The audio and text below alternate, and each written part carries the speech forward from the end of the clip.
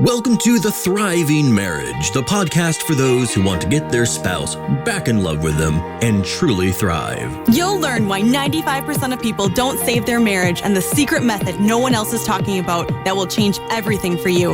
Are you ready? Let's turn tragedy to triumph.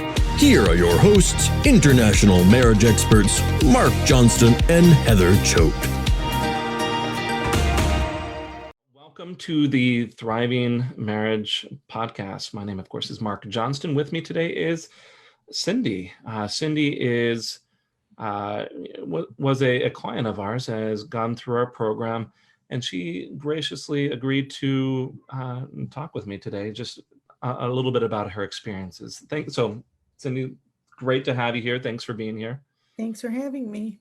All right. So, as always, when we do these sort of segments, I have just a few questions that I want to get into. But, before we get into that, Cindy, do you mind just telling us a little bit about yourself? Like, how you came to be here and, talking to me, just tell us a little bit about yourself.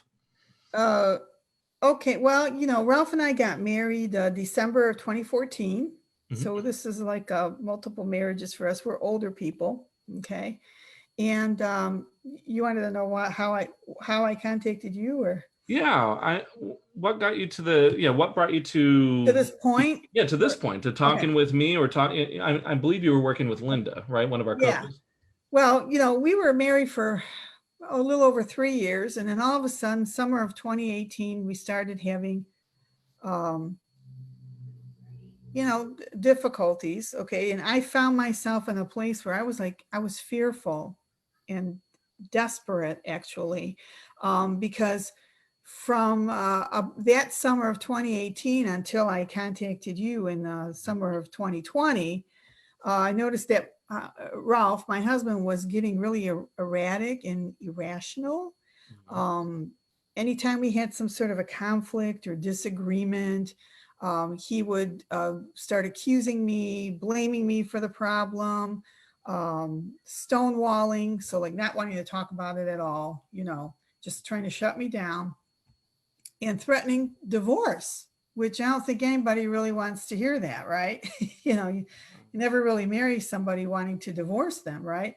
You said this was going on for a couple of years then, is what it sounds like. This is going on. Kind of started in the divorce threat started in November of 2018. Okay. And he threatened me 10 times. So we had like 10 big arguments from 2018 till summer of 2020. We didn't really argue all that much, but it's always over the same issue.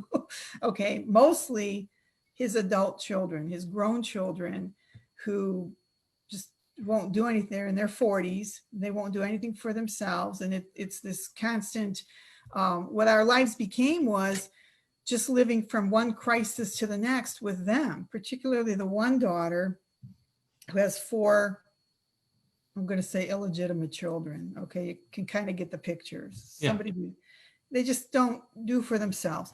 And so it got to the point where, we had no life of our own. We were constantly caring for this adult child and the 4 grandchildren. And we weren't spending any time with ourselves, for us. We had no real relationship, and I was not happy about that. And I was trying to find ways, okay, well, how can we, be together more, or how this is just overtaking our lives, basically, is how it was. Well, I think it sounds like, this would have been a very difficult situation. I mean, here's your husband, and you kind of have this idea that you should take care of family, especially your children. You should take care of your grandchildren, but it was causing damage. So, I can kind of get the idea of like, okay, what may have made this difficult to solve on your own. But I want to, ask you directly, what do you think prevented the two of you from solving these things previously? Well, I originally thought that this was just a matter of enabling. Just doing too much for somebody. And I learned later that these 2 girls have mental issues that I didn't know about. Okay. The sociopathic behavior. Okay. I didn't know about. He knew about it, but never told me. Okay. And so when I married him, I was envisioning this, like a partnership. We're older people, and I was looking for this mature married relationship. I was thrilled that he had grandchildren because I don't have any of my own. I thought this could be really fun, but and I was looking forward to getting together and doing things with the family, his children and my children, like any normal person would want to do, right? I wanted to have fun with everybody and have a great relationship. But it was, like I said, it was to the point where, he was doing things for them that they could have done for themselves. It's one thing helping somebody, but doing for them, okay, when they should be doing it for themselves, like buying your own groceries, paying your own bills, right? When you're 40 years old and you're working, should be done. It's you like have to be able to do that. So I'm curious here, like so this was a, I wouldn't call this a new relationship, but was there any indication that there's going to be some baggage like this? Because I imagine a lot of relationships, everyone's going to have baggage of some sort, something that they're dealing with. And were you aware of the issues that you and your husband would have? I mean, yeah, we all have, at our age, we all have something going on. Right? We all have some kind of age, I don't think it's even just at your age. I mean, even me. I was always very, we all seemed to get along, and everybody seemed, like for 3 years we were okay, didn't have any trouble. Okay, everybody was kind of getting along. And then it seemed to me that the more the daughters wanted, if he ever would say, well, like, no, I'm not going to do that. Well, no, you should pay your own rent. Well, no, you should buy your own groceries. Well, no, you need to take care of yourself. If he would ever say that to them, okay, then it would be my fault. Obviously, I'm the problem. I'm the one saying this. And they would then withdraw their so-called love. So you became this wedge in between your husband and his children, because he wouldn't have said no if you had. Well, that's their perception, and it was like, what was I going to say? It seemed to me that when with me being in the picture, they perceived that they were getting less from him. Gotcha. Because of me. So I'm curious, what got you to this tipping point? At some point you had to have said to yourself, okay, this is too much, and the problem isn't resolving itself, and I need some support here. Well, they started in the summer of 2018 telling him, it seemed like they were always making little comments about, like, well, Cindy doesn't care about your family because she doesn't consider her children and us to be brothers and sisters. Well, I don't. I get that. I mean, if they're in their 40s, and they didn't grow up together. We're not the Brady Bunch. Right? To be blunt, yeah, I think I would agree with it. Okay. And that's my opinion. I'm allowed to have that opinion. If you want to call yourselves brothers and sisters, go ahead, But to them, family means, oh, that's another person to do something for me. You get what I'm saying? So, so these are my new brothers now. So now I got more family that I can pretty much take advantage of. I can lean on. Yeah. So that started. So he called me up. He was all upset. And I'm like, why do you say? Well, obviously I married you. I care about your family. Why? I don't feel that way. And then there was a thing about how I have more pictures of my family in the house than of his family. Like, stupid stuff like that. I actually counted. He has 24. I have only 14. So like that is not an argument.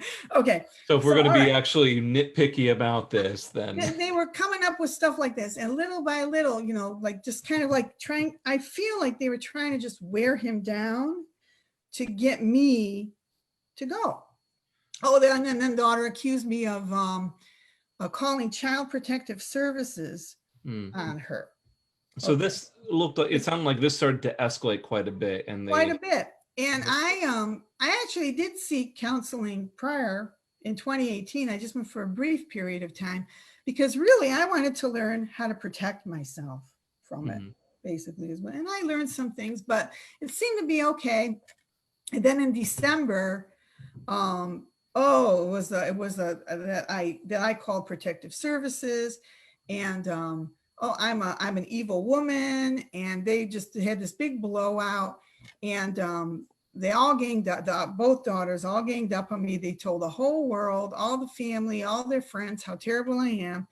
And then all of a sudden, I don't know what happened, but Ralph kind of looked at me and said, "What's wrong with my daughters?" He started to see, seems to me that they just want me for my bank account. He said, "Tell me, what do you think why am I, what's wrong with them?" I said, "You want to know my opinion? I'm just an outsider coming in, okay? But my opinion is, number one, you never taught them how to be responsible adults. Okay. I don't think. Number two, you never taught them to respect you as a parent, as a father. There's a certain reverence that everyone has for their parents, for their grandparents, aunts, uncles, great aunts, uncles. There's something about those people. They're special. I don't know. I was raised that way." Right. You know. So Cindy, here you are in this situation, and your husband makes this kind of realization, like something's wrong here. Do you feel like you did anything to kind of support that shift, or do you think that's completely on his end? Well, you mean that I did anything personally to have? I'm wondering if you were doing something to kind of support this idea. I'm wondering, I want you to take some. I'm just wondering if you can take some credit here. I told him. I said, I think there's no reason why you can't have a relationship with your daughters and your grandchildren, but you have to make it a healthy one. You can't allow them to manipulate you. And you have your own life. We have a life as a couple. And then there's, the life that you have with your children. It sounds to me like you really tried to support your husband with what he wanted. He really wanted to have that good relationship with his kids. Well, yeah, and I wanted to. I don't want to pit people against each other. I don't like drama. So I want everybody to get along. I want us to all live in peace. I don't want this to be them against us or them against me. That's why. Why would I do? Trying to support some healthy boundaries then between Ralph, the kids, yourself. But he never thought that was an issue. See, he never thought that they were taking advantage of him or that they were manipulating him, because he's just so used to doing it. So did you ever get to a point, I'm curious, did you ever get to a point where you questioned whether you should just go ahead with the divorce? Here's your husband who threatened it many times. I did. And I was sad about that because I didn't enter into that marriage with the thought, this is the second marriage for me. And there's that sort of element of, well, I failed.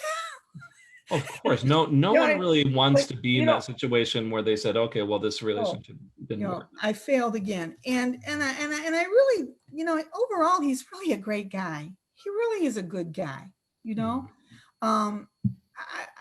I thought about it. I thought to myself that, maybe I should, but I didn't want to. I really love the man, and there's a lot of good in him. And I wanted to see if there was, the rage was, he goes into an absolute rage. Okay. And that was something that I couldn't handle. That's why I came to you when when he started getting into these rages. But I felt I was fearful. I was sad. I kind of felt a little betrayed. I felt a little gypped, kind of like, like. What do you mean by that? You felt betrayed or gypped? I felt like he knew that there were issues with the daughters. Okay. Like he even told me, he said, "Oh, my daughters would never like anybody I'm ever with. They never liked anybody I was ever with. They suffer from separation anxiety." Okay. like being away from him. So he kind of was a little bit aware of this. But he never told me that, you know. So I kind of felt like, well, you know, I entered into this marriage thinking this was going to be, you know, a certain way.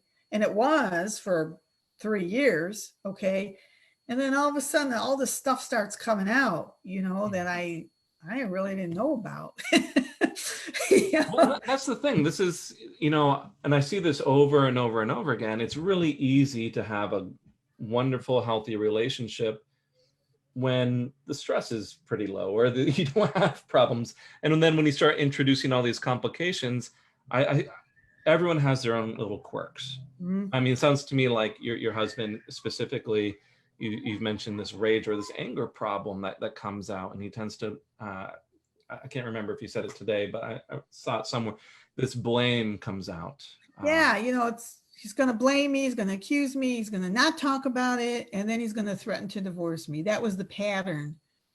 And it would be really easy, I would imagine, to respond in kind to that, to fight it. You know, here's your husband who's really angry, or to shut down and to back off and not really respond to it, and neither which would have served you very well. So go on. I'm sorry. I'm curious. What do you think was the most helpful thing that you did to bring you into a better place with you and Ralph?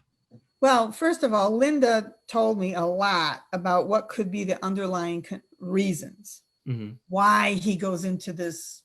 You know, if there's any little kind of conflict, why is he having that reaction? Okay. So it was a lot of like trying to have some better understanding for your husband. Yes. Oh, like what were you, I want to ask you, what were you thinking was going on with your husband before? Or what were you saying about these sort of interactions with him? I didn't know I never saw anything like it before. I never saw anybody in such a rage before. I didn't know what that was. So you were just I'm thinking to myself, is he getting Alzheimer's or something? He's older. This is like, really confusing. You had no idea how to even approach that at all. I originally tried to like explain rational. My original approach was, well, if I tell him how I'm feeling, and if I provide some sort of maybe rational facts or explanation, then he would understand where I was coming from, and he would not be angry. Well, sure, that makes sense. Made him more angry. Yeah, you know, just I'll be, you know, rational and logical, and Ralph should just be fine with that, right? Didn't work. No, shut him down, made him angrier, and you know, Linda showed me that, you know, he's a combat veteran, which we never talk about. He was never treated for PTSD or anything like that. Okay. And Linda said to me, there's a couple things going on here. Yeah, there's a little bit of guilt, a little bit of shame, you know, from the way his daughters kind of, you know, came out. So he's kind of parenting from this perspective of, you know, guilt and shame. Same thing with the grandkids, applying that to them. Okay. Then there's that codependency going on. And then there's the PTSD. So that whole combination, just, you know, if there's any little bit of emotion involved, he has a really hard time handling it. So Linda was able to help guide you along and figure things out and whatnot. And for those of you who don't know, Linda is one of the coaches on our team. Absolutely great, especially actually, oddly enough, with these sort of cases. Like Linda has a lot of experience with like codependency issues and things like that. I mean, because part of you can't really help yourself and help, like in this case, Ralph, if you don't understand what's going on. Of course. So it was huge for me to say, oh, this is where he's coming from. This is his point of view. Okay. Also understanding that, you know, he isn't me. We have different ways of handling stress or, you know, emotion. And he, quite frankly, he may not even be capable of expressing how he really feels. Mm-hmm. You know what I'm saying? Like his level of, communication skills may not be what mine are, It's very possible. So for me, yeah, I always think like it's interesting that people approach their relationship thinking, okay, like my partner is coming from a very similar place as I am. They're thinking very similar to me. They have the same capabilities as me. And that's oftentimes not the case, and I found this interesting. I remember in school quite a long time ago, one of the things that was drilled into my head was this idea that, even though a person might appear as though they come from a very similar background, they probably don't. And that it's always best not to assume that, many things, I'll tell you, as in sync as Ralph and I were, or, we are in a lot of ways, that was a huge eye opener for me, realizing that.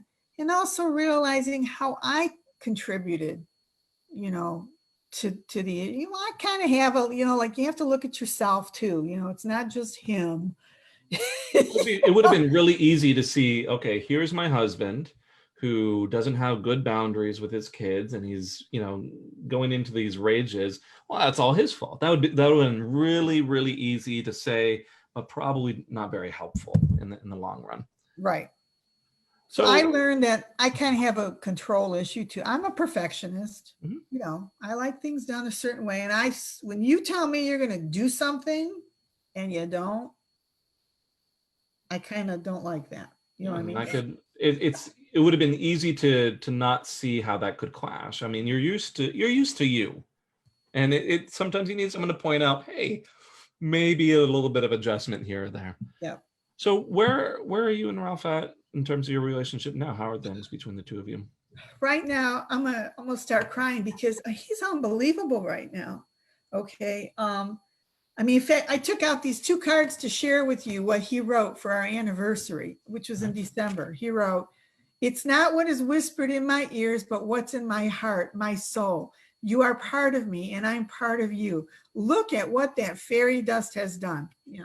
It's a little poetic. "Giving us a wonderful relationship where we are one. What a wonderful world. In this world, there is no love like mine for you. In this world, there's no heart like mine for yours. Know this, I love you with all of my heart. I want you to know I'm yours." And then for Easter, he said, "I feel blessed to be taken by the most beautiful wife in the world. I love you always and forever. Thank you for making my life amazing. I will love you to the last day of my life. Thinking about you makes me happy. You're the best wife any man can ever wish for." Wow. So it went from threats of divorce to, and you were telling me here that Ralph didn't know how to express himself very well. Yeah, he's pretty good at where you should see the poem he wrote that was read when we got married. Beautiful. He's pretty good with that. But remember, these were moments. These were like occasions. Okay. Yeah. It sounds like he's able to at least write it down and make those moments special. He has been bringing me flowers for no reason whatsoever. "Oh, I think it's just a sunny day out. Spring's here. I think you need a spring bouquet." He leaves the coffee mug out for me every day, with a spoon, so I can stir my coffee with cream. Okay. He calls me just to say hi. He sends me little text messages, checks to see how I am.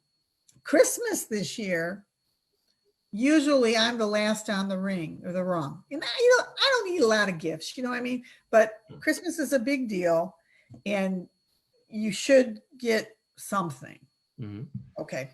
And so for the past 2 years, it was, well, I'm running around for the grandkids, buying them their 30 gazillion toys. And Cindy, sorry, I didn't think of you. And I kind of didn't like that. I was like, that kind of hurt my feelings, Were you able to express that to him? Well, I did. And Linda taught me how to speak to him, Great. So that I don't create a conflict. And I told him, I said, a couple things, birthdays, anniversary, and Christmas to me are definitely dates that must be acknowledged and shared by us, like as a couple. That's special. Yeah. And you know, you don't have to do anything big, chocolate, candy, you know, whatever, something small, but, you know, we are each other's top priority, and especially on those particular occasions. Okay. And so for Christmas this year, he actually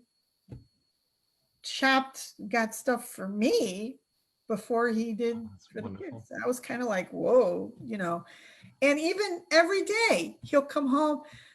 Hi, you know, how's my sweetheart? Oh, I'm so happy with you. I love being with you. You're such a good woman. You know. So I think all those things are great. To me, you know, one of the hallmarks I feel like of a very healthy relationship is exactly what you're describing there around Christmas, is the ability to say, okay, here's something that's upsetting to me, and I can give some feedback to my partner, and then it brings us the two of you closer together. That to me is a very, very healthy relationship. I'm curious though, like with what do you think made the biggest difference for the two of you? I think, well, first of all, of course, recognizing what the underlying problems were. Okay. Reading about them, researching them, trying to understand. Okay. Looking at myself and how I contributed, that and letting go myself of, you know, things that maybe weren't that important, you know, that I was being picky about.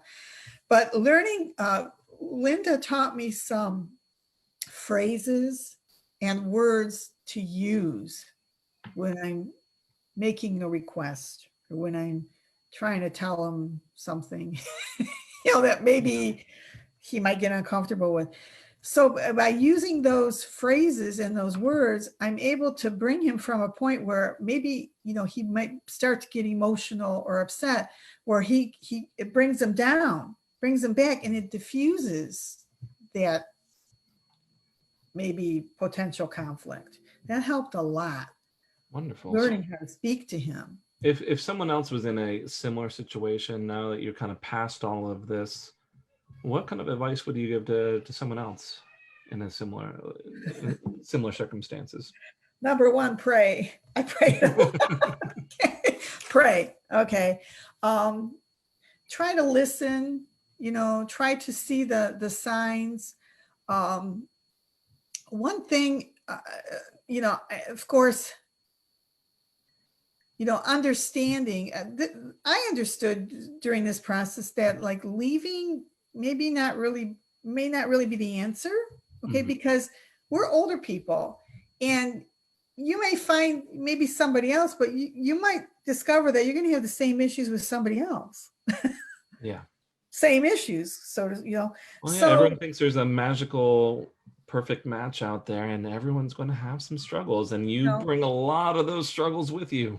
So I don't know if I read that somewhere, but that light bulb kind of went off in my head, you know? So, you know, I would, you know, like really look closely. I mean, unless you're like physically in danger, you know, maybe like really look closely before you consider like leaving the relationship.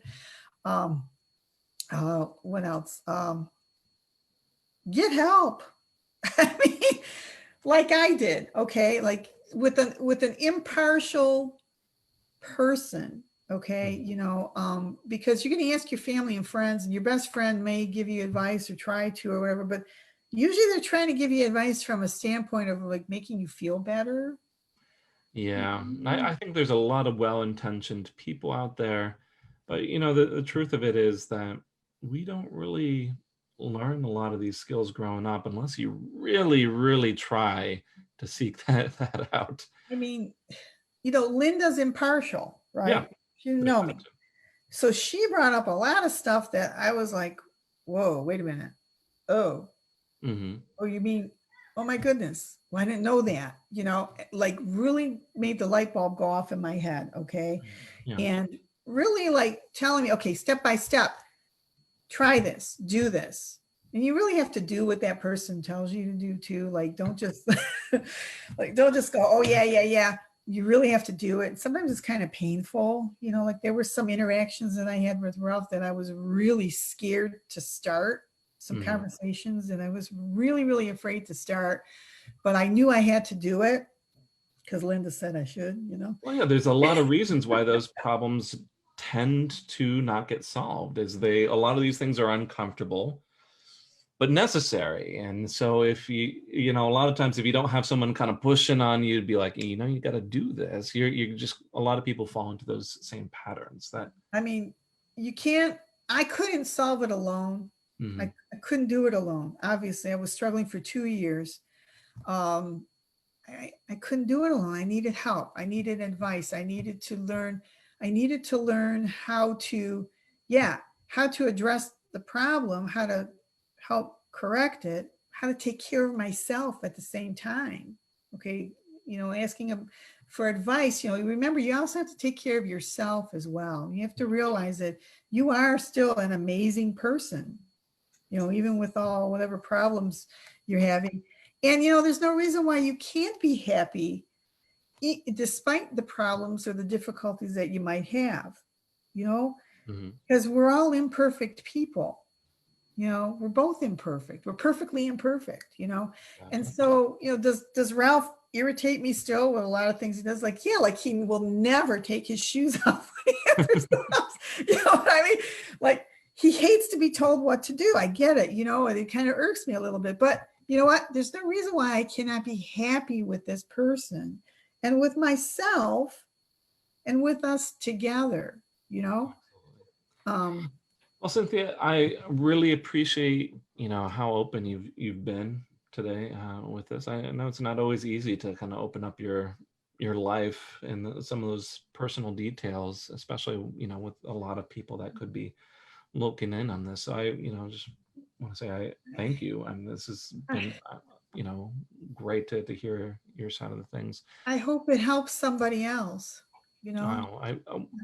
We do these on occasion, and I always kind of, I'm going to be honest, part of this, obviously there's some amount of marketing thing to this, but, on a personal level, it does really nice to hear when, we have new people come in and say, hey, I heard, Cynthia's story, or, whoever, Venus's story, or Leah's story.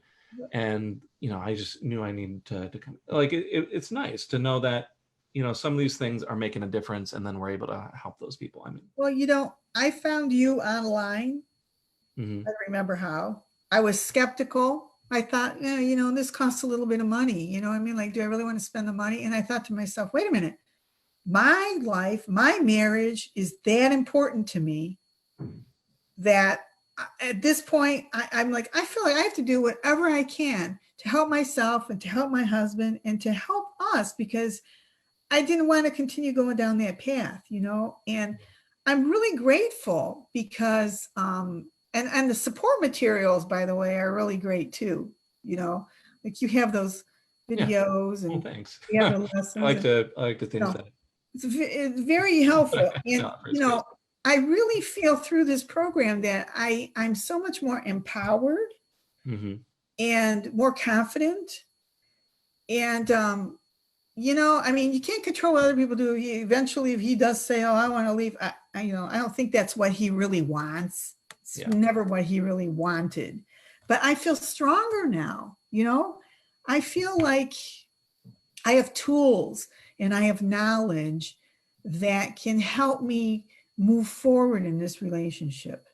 And I learned that all from Linda, really. So I'm grateful to her for that. Truly. Linda, she's great. I love having her as part of our team.